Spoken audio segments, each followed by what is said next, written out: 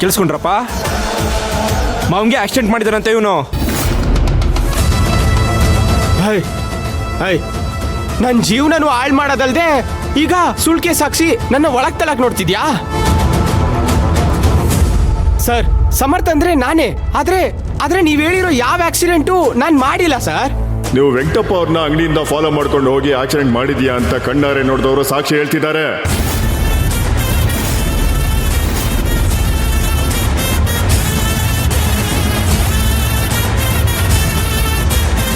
Complaint register ಕೂಡ ಆಗಿದೆ. ನೀನು ಏನೇ ಹೇಳೋದಿದ್ರು ಸ್ಟೇಷನ್ಗೆ ಬಂದು ಹೇಳೋ. ಪಿಸಿ ಏನ್ರಿ ನೋಡ್ತಾ ಇದ್ದೀರಾ? ಅರೆಸ್ಟ್ ಮಾಡ್ರಿ ಅವನ್ನ. ಸರ್, ನಾನು ಆಕ್ಸಿಡೆಂಟ್ ಮಾಡಿಲ್ಲ ಸರ್. ನಾನು ಹೇಳ್ತಾ ಇದ್ದೀನಲ್ಲ, ಯಾರ್ಯಾರೋ ಹೇಳೋದನ್ನ ಕೇಳ್ಬಿಡ್ತೀರಾ ನೀವು? ಏಯ್, ನಮ್ಮ ಹತ್ರನೇ ನಾಲ್ಗೆ ಉದ್ದ ಮಾಡ್ತೀಯಾ? ಮರ್ಯಾದೆಯಿಂದ ಜೀಪ್ ಹತ್ತಿದ್ರೆ ಸರಿ, ಇಲ್ಲ ಅಂದ್ರೆ ಒದ್ದು ಹೇಳ್ಕೊಂಡು ಹೋಗ್ಬೇಕಾಗತ್ತೆ. ಪಿಸಿ ಏನ್ರಿ ನೋಡ್ತಾ ಇದ್ದೀರಾ? ಅರೆಸ್ಟ್ ಮಾಡ್ರಿ ಅವನ್ನ. ಸರ್, ನಾನ್ ಮಾಡಿಲ್ಲ ಸರ್. ನನ್ ಮಾತ್ ಕೇಳಿ, ನಾನು ಏನು ಮಾಡಿಲ್ಲ ಸರ್. ಸರ್, ನಾನು ಆಕ್ಸಿಡೆಂಟ್ ಮಾಡಿಲ್ಲ ಸರ್. ಬಿಡಿ ಸರ್ ಸುಮ್ಮನೆ ನನ್ನ. ಒಂದ್ ನಿಮಿಷ ಇರಿಪ್ಪ. ಸರ್, ಕಂಪ್ಲೇಂಟ್ ಯಾರು ಸರ್ ಕೊಟ್ಟಿದ್ದು? ವೆಂಕಟಪ್ಪ ಅವ್ರ ಹೆಂಡತಿ ಸತ್ಯಭಾಮ.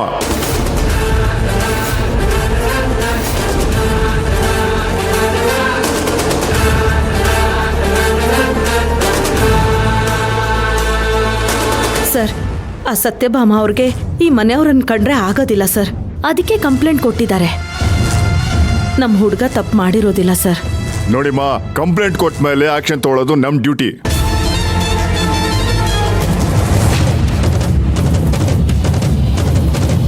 ಅದರಲ್ಲೂ ವೆಂಕಟಪ್ಪ ಅವರ ಫ್ರೆಂಡು ಪ್ರಕಾಶ್, ಇವನು ವೆಂಕಟಪ್ಪ ಅವ್ರನ್ನ ಫಾಲೋ ಮಾಡ್ಕೊಂಡು ಹೋಗಿದ್ದನ್ನ, ಆಕ್ಸಿಡೆಂಟ್ ಆಗಿ ಕೆಳಗೆ ಬಿದ್ದಾಗ ಇವನು ಅಲ್ಲೇದಿದ್ದನ್ನ ಎಲ್ಲಾನು ಕಣ್ಣಾರೆ ನೋಡಿದ್ದೀನಿ ಅಂತ ಸಾಕ್ಷಿ ಹೇಳಿದ್ದಾರೆ. ಸರ್ ಇಲ್ಲ ಸರ್, ಇದೆಲ್ಲ ಸುಳ್ಳು ಸರ್. ಏಯ್, ಈ ತರ ಕುಡಿದು ತೂರಾಡ್ತಾ ಇದ್ರೆ ಆಕ್ಸಿಡೆಂಟ್ ಮಾಡಿರೋದು ನೆನಪೆಲ್ಲೋ ಇರುತ್ತೆ. ಸರ್, ನಾನು ಕುಡ್ದಿರೋದು ನಿಜಾನೇ. ಆದ್ರೆ ನೀವ್ ಹೇಳ್ತಿರೋ ತರ ನಾನು ಯಾವ ಆಕ್ಸಿಡೆಂಟು ಮಾಡಿಲ್ಲ. ನನ್ ಮಾತು ಕೇಳಿ. ಏಯ್, ಇಲ್ಸ ಸಾಕು. ಕುಡ್ದು ನಮ್ಮ ಹತ್ರನೇ ಬಾಯಿಗೆ ಬಂದಂಗೆ ಮಾತಾಡ್ತಿದ್ಯಾ? ಇನ್ನಿನ್ ಆಕ್ಷನ್ ಮಾಡಿದ್ರೆ ಸುಮ್ಮನೆ ಇರ್ತೀಯಾ? ಸುಳ್ಳು ಹಿಡಿದ್ರೆ ಸಿಗುದ್ ಬಿಡ್ತೀನಿ ನಿನ್ನ.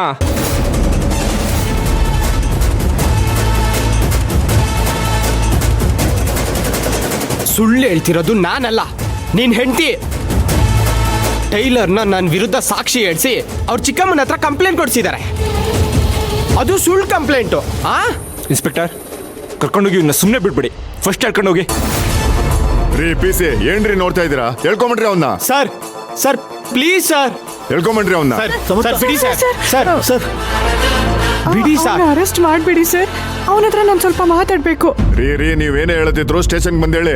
ಏನ್ರಿ ನೋಡ್ತಾ ಇದ್ದೀರಾ? ಹೇಳ್ಕೊಂಬಿಡ್ರಿ ಅವನ್ನ. ಸರ್ ಅವನ ಬಿಟ್ಬಿಡಿ ಸರ್. ಸರ್, ಅರೆಸ್ಟ್ ಮಾಡ್ಬೇಡಿ ಸರ್. ಪ್ಲೀಸ್ ಅವನ ಹತ್ರ ಮಾತಾಡಕ್ಕೆ ಅವಕಾಶ ಮಾಡ್ಕೊಡಿ ಸರ್. ರೀ ಸತ್ತಮೆ, ಅವನ ಹತ್ರ ನಿಮ್ಗೇನ್ರಿ ಮಾತು? ನೀವು ಬರೋಕ್ಕೂ ಮುಂಚೆ ನಿಮ್ಮ ಬಗ್ಗೆ ಏನೆಲ್ಲ ಮಾತಾಡ್ತಿದ್ದ ಗೊತ್ತಾ ಅವನು?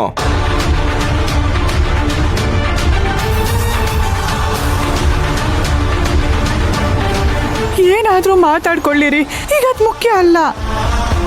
ಸರ್ ಪ್ಲೀಸ್ ಸರ್, ಒಂದ್ ನಿಮಿಷ ನನ್ನ ಮಾತು ಕೇಳಿ. ನಮ್ಮ ಚಿಕ್ಕಮ್ಮ ಗೊತ್ತಿಲ್ಲದೆ ಅವನ ಮೇಲೆ ಕಂಪ್ಲೇಂಟ್ ಕೊಟ್ಟಿದ್ದಾರೆ. ದಯವಿಟ್ಟು ಅವನ್ನ ಬಿಟ್ಬಿಡಿ.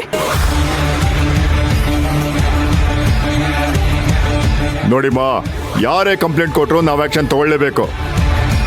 ಮಾಡೋದೆಲ್ಲ ಮಾಡಿ ಏನು ಗೊತ್ತಿಲ್ಲದೆ ಇರೋ ತರ ನಾಟಕ ಮಾಡ್ತಾ ಇದ್ದೀರಾ?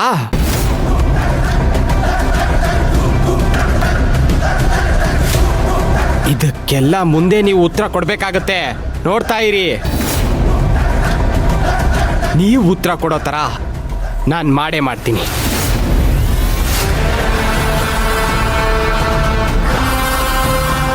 ನಮ್ಮ ಕುಟುಂಬದ ಮೇಲೆ ಯಾರು ಕಣ್ಣು ಬಿತ್ತೋ ಏನೋ, ಎಲ್ಲರೂ ಹಿಂಸೆ ಪಡೋ ಥರ ಆಗೋಯ್ತು.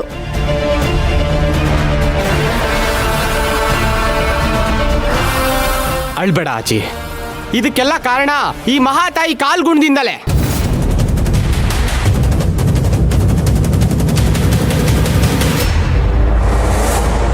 ನೀವ್ ಅನ್ಕೊಂಡಿದ್ದೆಲ್ಲ ಆಯ್ತು ತಾನೆ? ಹೋಗಿ ತಣ್ಣಗೆ ಹಾಲು ಕುಡೀರಿ.